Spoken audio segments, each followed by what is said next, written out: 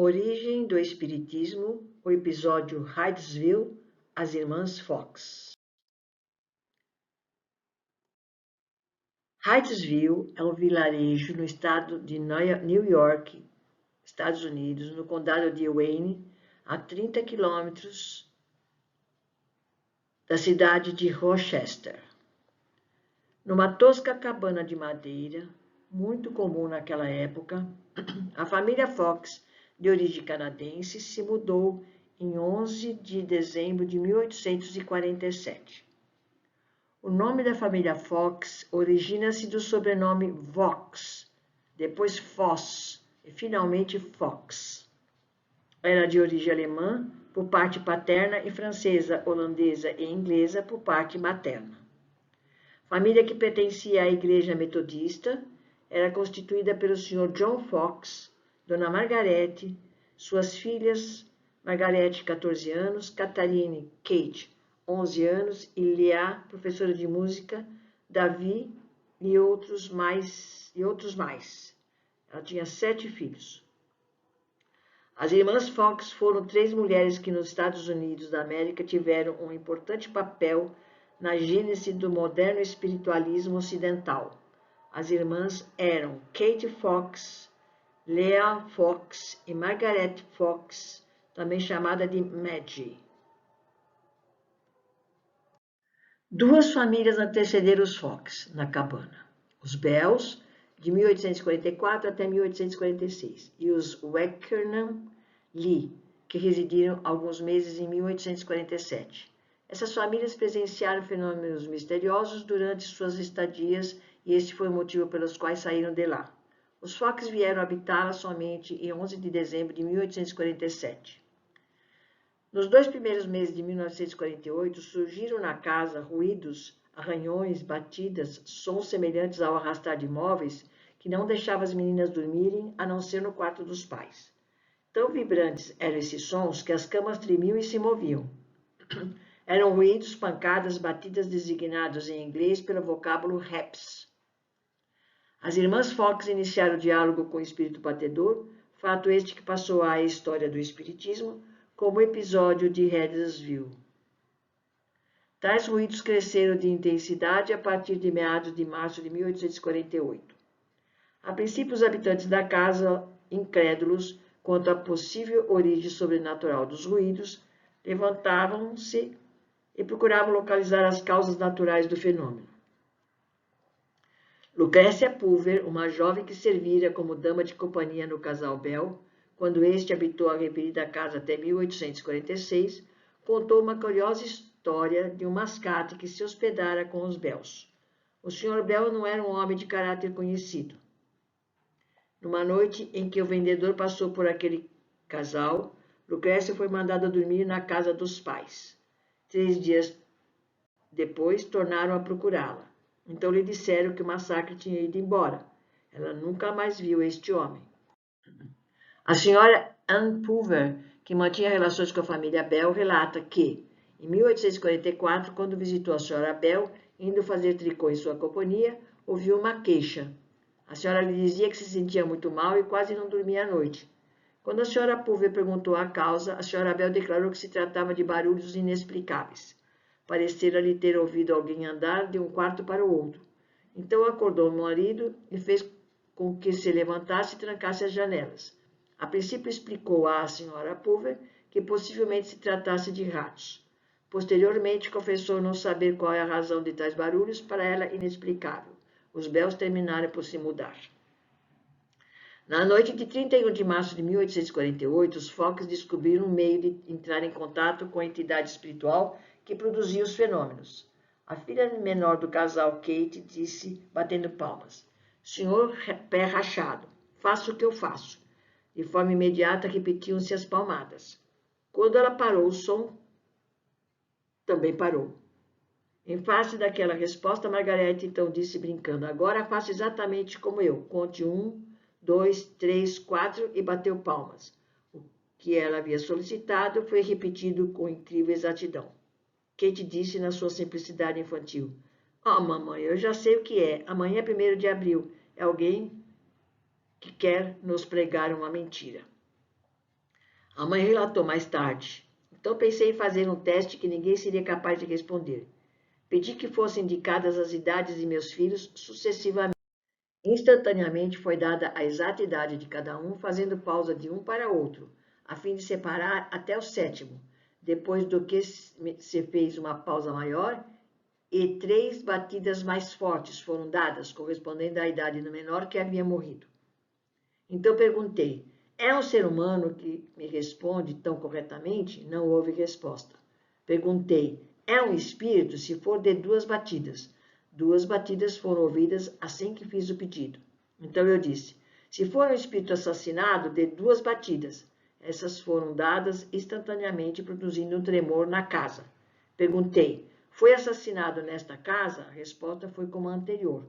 A pessoa que o assassinou ainda vive? Resposta idêntica por 2 batidas.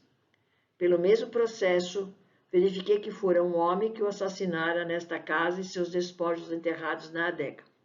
Que a família era constituída de esposa e 5 filhos, 2 rapazes e 3 meninas, todos vivos no tempo de sua morte, mas que depois a esposa morrera. Então perguntei, continuará a bater se chamarmos os vizinhos para que também escutem? A resposta afirmativa foi alta. Foi um vizinho, o Sr. Dusler, quem pela primeira vez usou o alfabeto para obter respostas por meio de arranhões das letras. Assim foi obtido o nome do morto. A ideia de coordenar as mensagens só se desenvolveu 4 meses mais tarde, quando Isaac Foster, um quaker, adepto de uma seita religiosa de Rochester, tomou a direção. Estava, pois, descoberta a telegrafia espiritual, que foi o processo adotado posteriormente na fase das mesas girantes. Todos ficaram abalados com os acontecimentos. Estava, pois, descoberta a telegrafia espiritual, que foi o processo adotado posteriormente na fase das mesas girantes. Todos ficaram abalados com os acontecimentos. Numa semana, a senhora Fox ficou grisalha. E como tudo sugeria que os fenômenos estivessem ligados às meninas Margaret e Kate, essas foram afastadas de casa. Mas na casa de seu irmão, Davy Fox, para onde foi Margaret, e na casa de sua irmã Leah, Mrs. Fish, onde Kate ficou hospedada, os mesmos ruídos se fizeram ouvir. Leah, a irmã mais velha, teve de interromper as aulas de música, pois passou também a ser intermediária dos fenômenos. Descobriu-se que o espírito comunicante era um antigo vendedor ambulante de nome Charles Rosner, que daquele modo procurava revelar a sua presença e entrar em contato com as pessoas da casa. O indivíduo portador deste nome fora, anos antes, assassinado na casa de Hydesville. O assassinado revelou que havia sido morto com uma faca de açougueiro 5 anos antes que o corpo tivesse sido levado para a adega, que só na noite seguinte é que havia sido sepultado.